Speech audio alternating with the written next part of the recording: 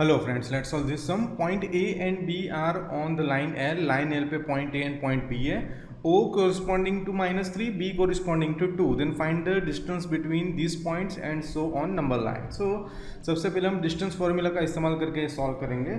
So A is corresponding to this is a sign of correspondence.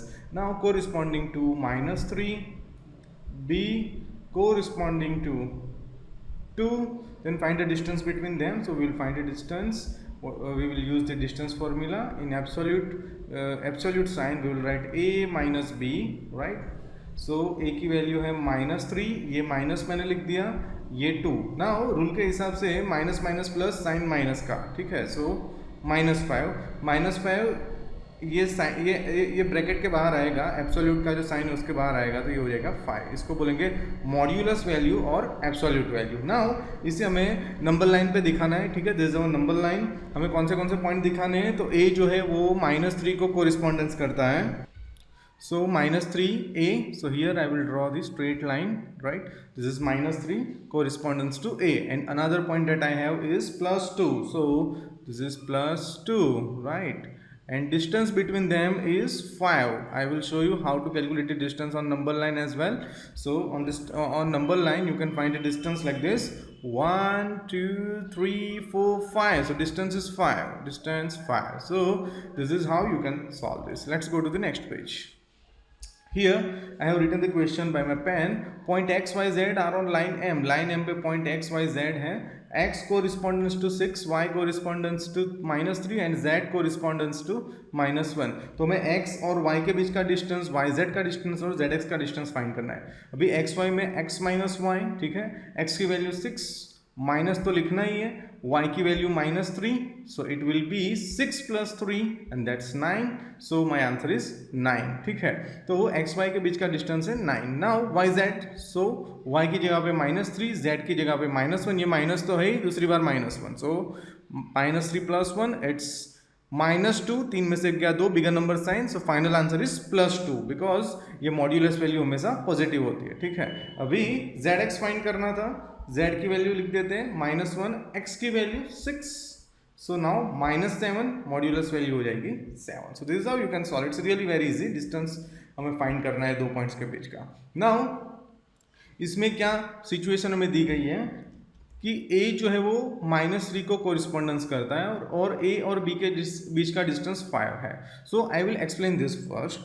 This is really very easy. So इसमें हमें दिया गया है a correspondence to -3, ठीक है friends.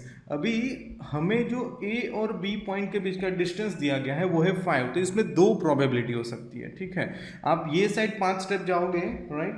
1 2 3 4 5. So your answer will be -8. आपको यहाँ तक जाना पड़ेगा, ठीक है. So if you move 5 step from here, 1 2 3 4 5, so your answer will be -8. If you move 5 step here, 1 2 3 4 5, your answer will be 2. So जो भी क्वेश्चन जिसमें एक पॉइंट का कोरिस्पॉन्डेंस देंगे और 2 पॉइंट के बीच का डिस्टेंस बता देंगे, यानी कि आंसर बता देंगे, वो क्वेश्चन के अंदर, वो सम के अंदर आपको 2 आंसर मिलेंगे, ठीक है. बहुत सब स्टूडेंट्स को क्वेश्चन होता है कि मुझे कब पता चलेगा कि 2 आंसर आएंगे या इसमें एक ही आंसर आएगा.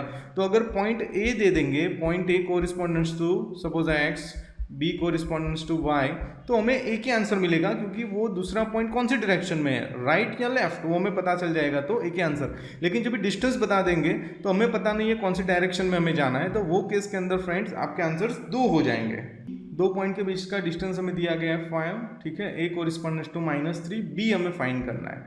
अभी फ्रेंड्स फॉर्मूला वही लगाएंगे हम, इसमें वैल्यू सब्सटीट्यूट करेंगे. a b that's 5, a minus B. अभी जब भी फ्रेंड्स 2 पॉइंट के बीच का डिस्टेंस दे देंगे लाइक दिस, a b 5 है, तो उसमें 2 पॉसिबल आंसर्स मिलेंगे. अभी आपको क्या करना है, तो एक बार आपको 5 वैल्यू लेनी है, एक बार -5 लेनी है. ये तभी करना है जब भी 2 पॉइंट का डिस्टेंस दे देना, तो नहीं, ठीक है.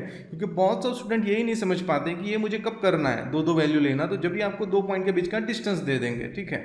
अभी -3 ये साइड आएगा तो +3 हियर -b. अभी इधर आपको मॉड्यूलस साइन, एब्सोल्यूट वैल्यू का साइन नहीं करना है, ठीक है. ये -3 ये साइड आएगा तो +3 हियर -b. नाउ 5 + 3 8. सो हमने अभी नंबर लाइन पे फाइंड किया था, एक पॉइंट हो सकता है -8, राइट। हम 5 स्टेप्स मूव किया था हमने, राइट। तो एक -8 मिला था और एक हमें +2 मिला था, right. So let's watch it on number line again, right. अगर आप -3 पे खड़े हो और आपको 5 स्टेप मूव करने का बोला जाए तो 1 2 3 4 5 विल बी -8। ये साइड अगर 1 2 3 4 5 +2, सो ये दोनों आंसर हमें मेथड से मिल गए। We understood it first by number line. So आपको समझ आया कि कभी हमें इस तरह से दो वैल्यू लेनी है, एक बार प्लस एक बार माइनस, एक बार नेगेटिव एक बार पॉजिटिव।